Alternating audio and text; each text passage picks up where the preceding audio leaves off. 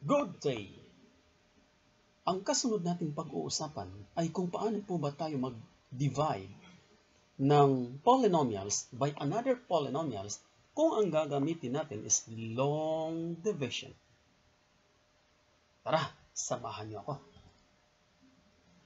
Consider natin itong example. We are going to divide x cubed plus 8x squared plus 6x minus 4 divided by x minus 3. Madali lang. Tingnan natin yung ating divisor, x minus 3.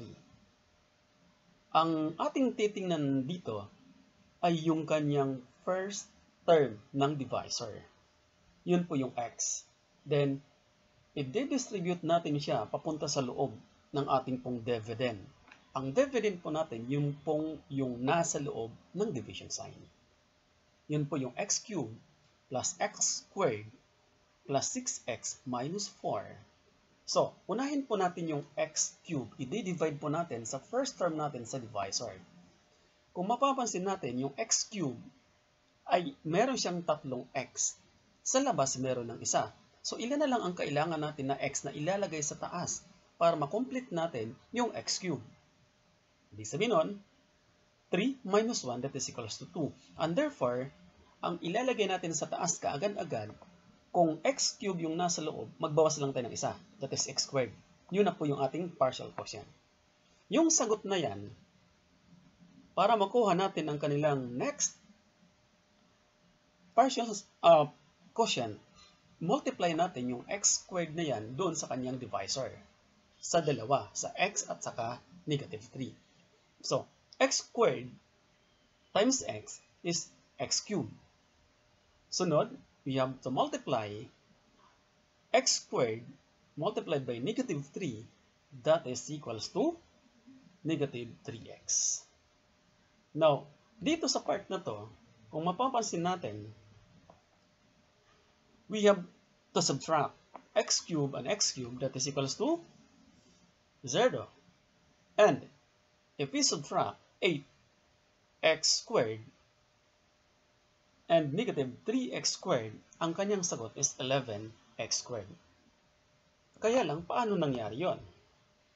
Simple lang. Tandaan na pag nag-subtract tayo ng ganitong klase, babaguhin natin yung kanilang sign. Since ito po is negative, magiging positive na po ito. Ito naman po positive kaya naging negative. Na-cancelled out po ito. Ang nangyari, parehas na po sila positive. Yung 8x squared at saka 3.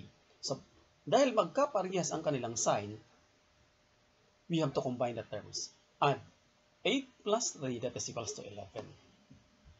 Pagkatapos po nun, drop down natin yung next term, that is equals to 6x. Then, kung mapapansin din po natin, ang atin pong sunod na gagawin is to divide this term doon. Divide po natin. Ilan po bang x meron dito? Meron tayong dalawa. Kaso meron na ditong isa. So ilan na lang ang kulang? Di ba isa na lang?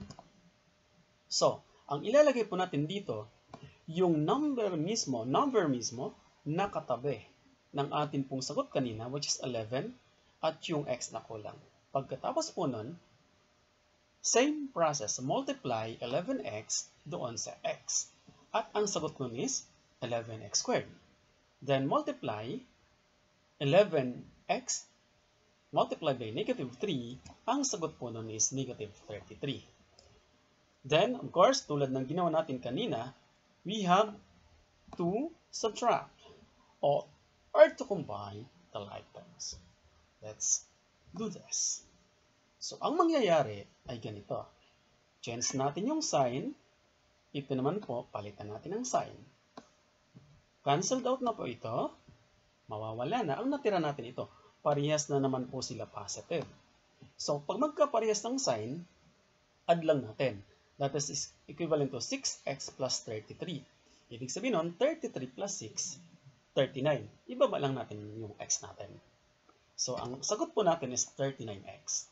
Kaya lang, meron pa po tayong natitira na number sa taas. Yun po yung negative 4. baba po natin yan.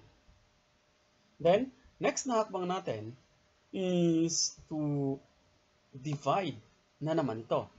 Ang pinakamadali dito, kukopyahin lang natin to.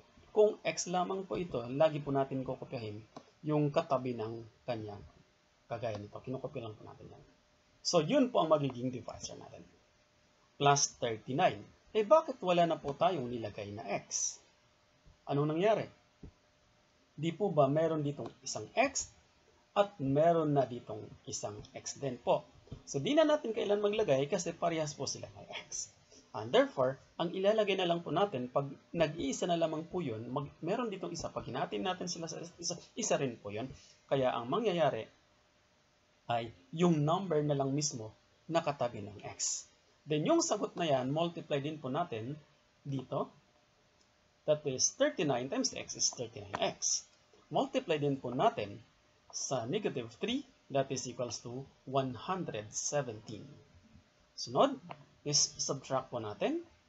So ang mangyayari ulit ay we have to change the sign of our subtrahend. Negative magiging positive. So cancelled out. Then magkaparya sila ng sign. Ang pagkakaiba lang nila, magkaiba po sila ng sign. Titingnan natin yung sign ng malaking number. Ano po ba yung sign ng malaking number? Positive. Ang ibig sabihin nun, yun po ang ibababa natin. Then dahil magkaiba sila ng sign, magsasubtract tayo. So 117 minus 4 is 113. Negative 113, yun po ang kanyang remainder. Ang ibig sabihin nun, ang quotient po, or final quotient po natin sa given polynomial is x squared plus 11x plus 39, remainder 113. Remainder 113, positive po yun. Have a nice day.